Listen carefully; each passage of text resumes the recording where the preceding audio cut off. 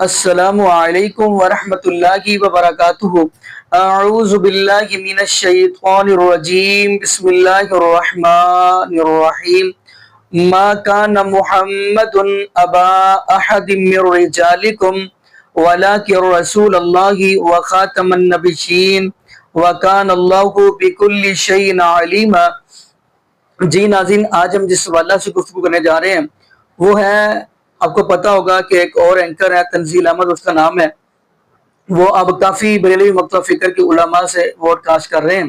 تو ناظرین، انہوں نے اب کیا ہے مفتی راشد رضوی کے سے سوال و جواب، اس کے اندر وہی سوال کیا جو انجینئر محمد علی مرزا صاحب شروع سے بات کرتے آ رہے ہیں، یعنی چشتی رسول اللہ کا یہ لوگ دفاع کرتے آ رہے ہیں، استغفر اللہ معاذ اللہ۔ تو ناظرین، آپ حیران ہوں گے، سوال کچھ اور ہو رہا ہے اور جواب مفتی صاحب کچھ اور دے رہے ہیں۔ اب ہم بڑھتے ہیں ویڈیو کی طرف، فیصلہ آپ نے کرنا ہے، تو پھر انشاءاللہ ناظرین آگے ہم بھی گفتگو کریں گے۔ آئیے ناظرین مل کے ویڈیو دیکھتے ہیں۔ جس طرح آپ نے گفتگو کی، دیکھیں ایک انسان کے اندر کئی اچھائیاں بھی ہوتی ہیں، کئی برائیاں بھی ہوتی ہیں، ٹھیک ہے، ان کی برائیوں پر تو آپ گفتگو کر رہے ہیں، ٹھیک ہے، لیکن جو اعتراضات وہ اٹھاتے ہیں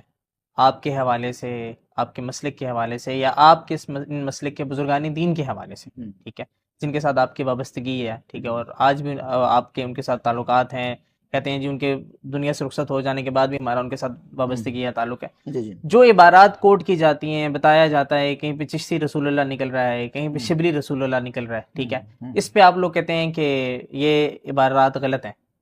سوال میں یہ نہیں پوچھوں گا کیونکہ بہت پرانے سوال ہو گئے کہ یہ ہیں، یعنی آپ کہتے ہیں یہ کفری عقیدے ہیں، لیکن سوال یہ ہوتا ہے کہ کفری عقیدہ آپ کی ان کتابوں میں موجود ہے، ایک عرصہ تک ہمارے علماء کرام خاموش کیوں رہے؟ انجینئر صاحب کی تو گستاخی نظر آ گئی، اپنی کتابوں کے اندر موجود گستاخی نظر نہیں ہے، جو نبی کی گستاخی ہے قسم کی۔ اب اگر آپ بات کرتے ہیں کتابوں کے اندر اس طرح کی عبارات کے حوالے سے، تو ہم سب سے پہلے قرآن مجید کے بعد احادیث کی کتابوں کو لیتے ہیں۔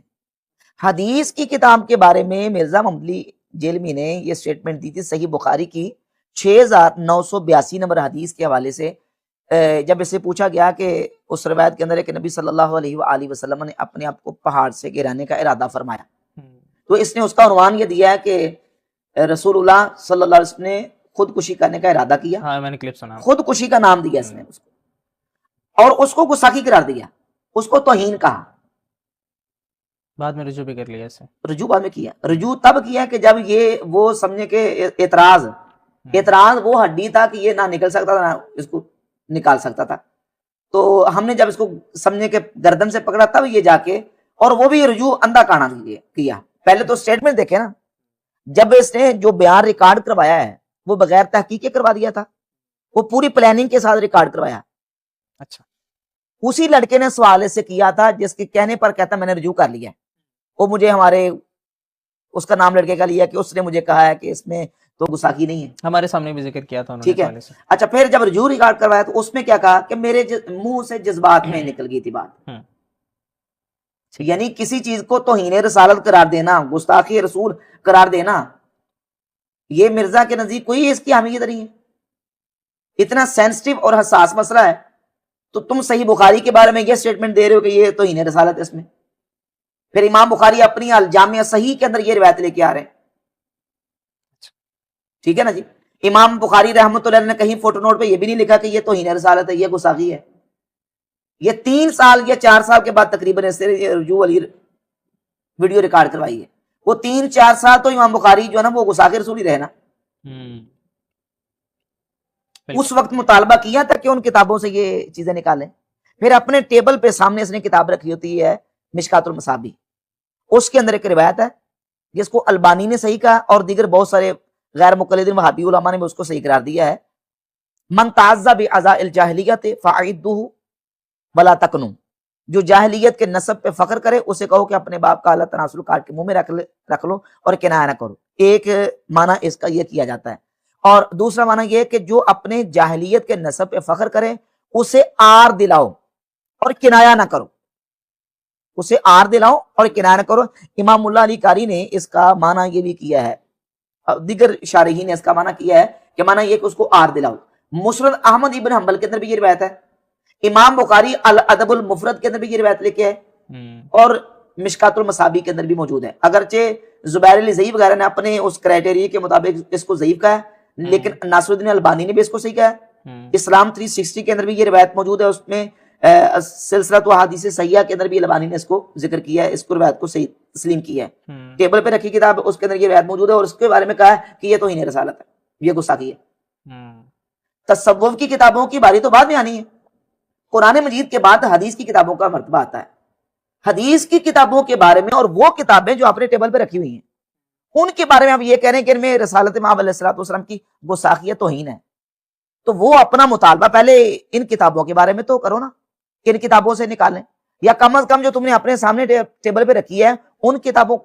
سے تو نکال دو نا۔ تو دیکھیں اس طرح جو باقی کتابیں ہیں، صحیح بخاری اور صحیح مسلم اور دیگر جو احادیث کی کتابیں ہیں، پھر تفاسیر کی کتابوں کا تذکرہ آتا ہے، پھر اس طرح تاریخ کی کتابوں کے اندر بہت ساری چیزیں۔ اب آپ نے کہا وہ شبلی رسول اللہ نکلا ہے اور چشتی رسول اللہ نکلا ہے، مرزا صاحب نے تو معاویہ رسول اللہ بھی نکالا ہوا ہے، وہ کہتے ہیں تاریخ طبری کے اندر موجود ہے۔ حالانکہ وہ جو بات ہے ایک تو روایتی وہ منقطع ہے، روایتی صحیح نہیں ہے، اور اس میں حضرت امیر معاویہ رضی اللہ تعالیٰ کے حوالے سے جو اس نے پروپیگنڈا کیا کہ دیکھیں آپ کے ماموں نے بھی کلمہ پڑھایا، اس میں حضرت امیر معاویہ رضی اللہ تعالیٰ کے حوالے سے کوئی ایسی بات نہیں ہے کہ انہوں نے نعوذ باللہ کسی کو یہ کہا ہو کہ تم یہ کلمہ پڑھو۔ ایک روایتی سرے سے جو نا وہ مطلب کہ صحیح نہیں ہے، وہ کچھ واقعہ کچھ اس طرح کہ مصر کے کچھ لوگ حضرت امیر معاویہ رضی اللہ تعالیٰ عنہ کے پاس آئے تو انہوں نے آ کے سلام اس طرح لیا، السلام علیکم یا رسول اللہ، اس طرح کے ملتے جلتے کلمات ہیں، وہ روایتی منقطع ہے، روایتی صحیح نہیں ہے، لیکن اس روایت کی بنیاد پہ اس نے یہ پورا کلپ بنا دیا۔ اب سوال یہ کہ یہ چیزیں تو کتابوں کے اندر پہلے بھی موجود ہیں، تو آپ یہ کہتے ہیں کتابوں سے نکالی کیوں نہیں؟ ایک تو یہ علماء نے رد کیوں نہیں کیا؟ علماء نے جب اس طرح کا کوئی علماء سے مسئلہ پوچھا جاتا ہے تو جو اصحاب الفتویٰ ہیں اس پر باقاعدہ تحقیق کر کے فتویٰ دیتے ہیں۔ چشتی رسول اللہ والا واقعہ ہو یا دیگر واقعات، ان کا ہمارے علماء نے پہلے رد کیا ہے، اچھا کتابوں کے اندر رد موجود ہے۔ اب مرزا صاحب کی جو سوشل میڈیا پہ پیدائش ہے وہ تقریباً 14-15 سال سے ہے، اور عمر کے اعتبار سے بھی کوئی 46-47 سال کا ہے، لیکن ہمارے علماء نے مرزا کے پیدا ہونے سے پہلے ہی اس کا رد کیا ہے۔ میرے پاس کتاب موجود ہے فتاوی اجملیہ، مولانا مفتی اجمل سنبلی صاحب رحمۃ اللہ علیہ تقریباً 70 سال پہلے انہوں نے فتاوی اجملیہ کی پہلی جلد کے صفحہ 7 پر اس واقعے کا رد کیا ہے اور اس واقعے کو مردود قرار دیا ہے، اور اس کی بنیاد پہ اگر کوئی یہ پڑھنا درست قرار دیتا ہے تو اس کو کفر لکھا ہے۔ فتاوی نعیمیہ موجود ہے مولانا ذوالفقار نعیمی صاحب کا، انہوں نے کہا کہ جو اس کو پڑھنا صحیح سمجھے یا صحیح کہے وہ کافر ہے۔ مولانا مفتی شریف الحق امجدی صاحب رحمۃ اللہ علیہ فتاوی شرح بخاری کے اندر اس واقعے کو الہی قرار دے رہے ہیں۔ دیگر اور بہت سارے علماء نے اس کی تردید کی ہے، اچھا، مرزا کے سوشل میڈیا پر اس بات کو اچھالنے سے پہلے۔ اب چونکہ ایک یہ بات پہلے عام عوام الناس تک نہیں تھی، اس کا رد بھی عوام تک نہیں پہنچا، جب یہ بات سوشل میڈیا پہ پھیلی تو جن علماء نے اپنی کتابوں کے اندر اس کا رد کیا تو ہم نے نکال کے دکھا دیا کہ یہ دیکھیں ان علماء نے اس کا رد کیا ہوا۔ سر یہ چیزیں پھر آپ کی کتابوں میں آج موجود کیوں؟ اگر جب رد میں نے تو موجود کہا کہ صحیح بخاری مسلم اور دیگر حدیث کی کتابوں کے ایسے واقعات، مرزا اس کو کلیم کر رہا ہے کہ گستاخی توہین ہے، اس کو نکلوائے پہلے، اگرچہ ہم اس کو گستاخی نہیں مان رہے، ہم اس کی توجیہ کرتے ہیں۔ ٹھیک ہے، جو مخالفین ہیں منکرین حدیث ہیں انہوں نے تو حدیث کی کتابوں کے بارے میں، مثلا ایک مماتی ہے ایک دیوبندی سعید ملتانی، اس نے کتاب لکھی ہے قرآن مقدس اور بخاری محدث، اس نے اس پوری کتاب کے اندر امام بخاری رحمۃ اللہ کو نعوذ باللہ تعالیٰ گستاخ رسول ثابت کرنے کی ناپاک کوشش کی ہے۔ ٹھیک ہے، اور وہ روایات کی بنیاد پہ کہ یہ روایت امام بخاری لے کے ایسے رسول اللہ کی تو ثابت ہوتی ہے، نعوذ باللہ تعالیٰ، اس کا دعویٰ باطل ہے، مردود ہے، ہم اس کی توجیہ کرتے ہیں، اس کی طویل کرتے ہیں، اور جو واقعات یا جو روایتیں صحابہ، اہل بیت یا اولیاء اللہ کی طرف غلط منسوب ہے اس کی تردید کرتے ہیں۔ کیا صرف صوفیہ کی طرف ہی غلط واقعات منسوب ہیں؟ میں نے ریفرنس دے دیا کہ حضرت امیر معاویہ کی طرف بھی غلط واقع منسوب ہے۔ تاریخ الطبری جو مطلب کہ معروف ترین جو تاریخ کی کتاب ہے اس کے اندر یہ واقعہ موجود ہے۔ پھر اس کے علاوہ رسول اللہ صلی اللہ علیہ وسلم کی ذات اقدس کے بارے میں جھوٹی احادیث منسوب کی گئی، موضوع روایت، من گھڑت روایت کس کو کہتے ہیں؟ کہ جو نبی پاک علیہ الصلوۃ والسلام نے حدیث بیان نہیں کی، حضور کا قول فعل عمل نہیں ہے، لیکن راویوں نے اللہ کے رسول علیہ الصلوۃ والسلام کی طرف غلط منسوب کر دی۔ جب محدثین تک پہنچی جنہوں نے تحقیق کی،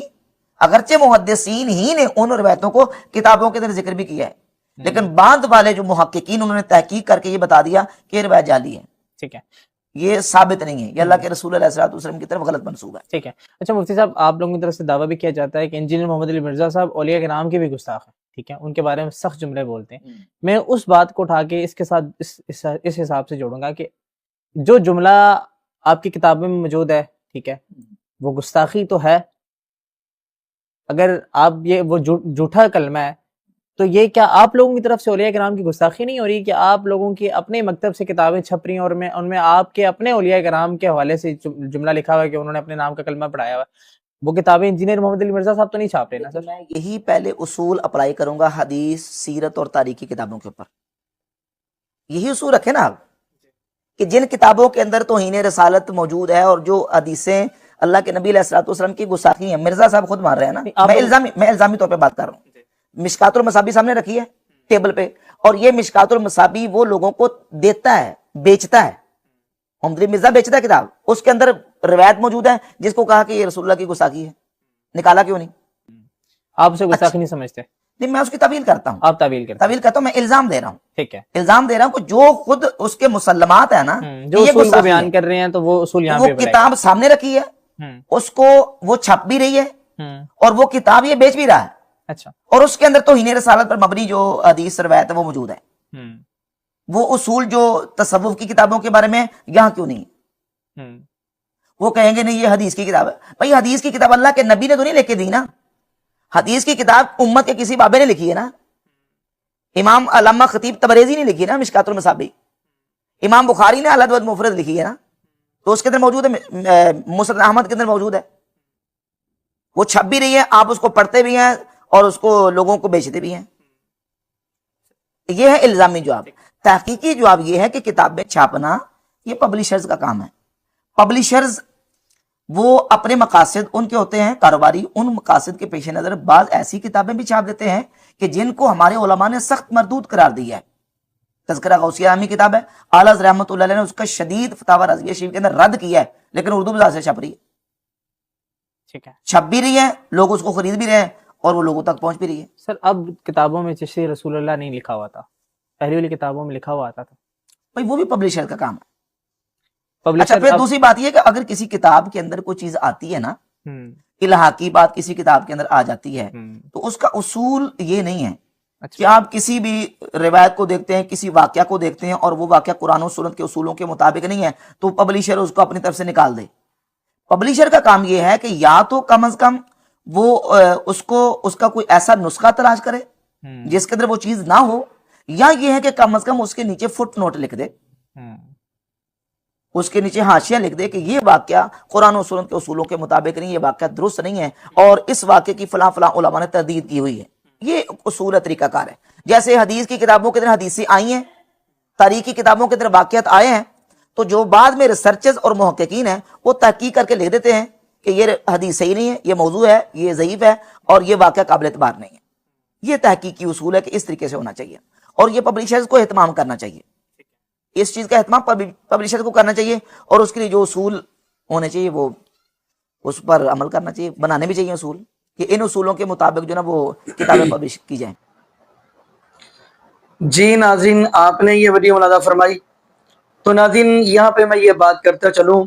دیکھیں ان لوگوں کا حال دیکھ کے بریلوی مکتب فکر کے مولویوں کا، کبھی یہ عوام الناس کو شیخ عبد القادر جیلانی رحمۃ اللہ علیہ کے قصے کہانیاں سٹوریاں سناتے ہیں، کبھی یہ بایزید بستامی کے قصے کہانیاں سٹوریاں سناتے ہیں، کبھی یہ رابعہ بصری کے قصے کہانیاں سٹوریاں سناتے ہیں۔ اللہ میری توبہ استغفر اللہ، حالانکہ ناظرین یہ جو قصے کہانیاں سٹوریاں سناتے ہیں ان کا شریعت کے ساتھ کوئی تعلق نہیں ہے، اور دکھ والی بات یہ ہے کہ یہ لوگ چشتی رسول اللہ کے دفاع میں اللہ میری توبہ استغفر اللہ مناظرے کرتے رہے ہیں، بلکہ دفاع بھی کرتے رہے ہیں۔ اور آج اگر دیکھا جائے ان کے ہاں یہ بھی بات کرتا چلوں بہت ضروری ہے، ان کے ہاں دیکھیں گے احمد رضا خان بریلوی کی بات کو بڑی یہ ترجیح دیتے ہیں، حالانکہ ناظرین آپ کو پتہ ہے ان کے بارے میں بھی میں یہ طالب علم ہوں، میں کہتا چلوں انہوں نے جو کیا سو کیا، اب ان کو ان کے حال پر چھوڑ دے، اب تو رب العالمین کے قرآن کی طرف آ جائیں، اب تو محبوب علیہ الصلوۃ والسلام کے فرمان کی طرف آ جائیں، جبکہ اللہ رب العالمین نے ہمیں اپنا پاک قرآن دیا، محبوب علیہ الصلوۃ والسلام کا فرمان دیا، ہم ان دونوں کو فالو کریں۔ محبوب علیہ الصلوۃ والسلام کے صحابہ بھی ان کو ہی فالو کرتے رہے ہیں، بلکہ محبوب علیہ کے صحابہ جو ہے جب ان کے سامنے اللہ رب العالمین کا قرآن آتا، محبوب علیہ السلام کا فرمان آتا، تو فوراً کہتے ہیں انما کان قول المؤمنین اذا دعوا الی اللہ ورسولہ لیحکم بینہم ان یقولوا سمعنا واطعنا واولئک هم المفلحون۔ فوراً کہتے ہیں ہم نے سن بھی لیا اور ہم نے مان بھی لیا۔ تو ناظرین ہمارا بھی حق یہ بنتا ہے، یہ جو تیسرے چوتھے پانچویں چھٹے کی یہ بات کرتے ہیں، ہم ان کو چھوڑ کر رب العالمین کے قرآن کی طرف آئیں، محبوب علیہ السلام کے فرمان کی طرف آئیں۔ جیسے صحابہ نے رب العالمین کے قرآن اور محبوب علیہ السلام کے فرمان کو فالو کیا، ہمارا بھی یہی حق بنتا ہے۔ اس لیے یہاں پہ میں دعا کرتا چلوں اللہ پاک ہمیں بھی محبوب علیہ السلام کے صحابہ جیسا ایمان نصیب فرما دے۔ بلکہ صحابہ کی یہ بھی بات کرتا چلوں، آپ دیکھیں یہاں پہ میں دنیاوی بات بھی کرتا چلوں، معاشرے کے اندر ایک بندہ ہے، اس کو اگر محبت ہوتی ہے محل کے ساتھ، کوٹھی کے ساتھ، گاڑیوں کے ساتھ، لیکن محبوب علیہ السلام کے صحابہ کو محبت تھی، وَلَٰكِنَّ اللَّهَ حَبَّبَ إِلَيْكُمُ الْإِيمَانَ، محبوب علیہ السلام کے صحابہ کو محبت ہوگی ایمان کے ساتھ۔ تو ناظرین باقی دکھ والی بات یہ ہے کہ میں یہی کہتا ہوں کہ ان کو یہ جو آپ بھی دفاع کر رہے ہیں، مناظر لڑ رہے ہیں اور ابھی بھی ان کے اوپر بات نہیں آنے دے رہے، اللہ میری توبہ استغفر اللہ جو میں نے باتیں کی ہیں چشتی رسول اللہ کے والہ سے استغفر اللہ، میں یہی کہوں گا ان کو ہر حال میں چھوڑ کر چپ کر کے رب العالمین کے قرآن کی طرف آ جائے، محبوب علیہ السلام کے فرمان کی طرف آ جائے۔ باقی ناظرین یہاں پہ ہم دعا کرتے ہیں اللہ پاک ہمیں عقیدہ توحید نصیب فرمائے اور اللہ پاک ہمیں محبوب علیہ السلام کی شریعت کے مطابق زندگی گزارنے کی توفیق دے اور اللہ پاک ہمیں 5 وقت کا پکا سچا نمازی بنائے، اور جتنے بھی بے اولاد جوڑے ہیں اللہ پاک سب کو نیک نورینہ صحت تندرستی والی ایمان والی لمبی زندگی والی اولاد عطا فرما دے۔ جزاکم اللہ خیرہ، احسن جزا۔ السلام علیکم ورحمۃ اللہ وبرکاتہ۔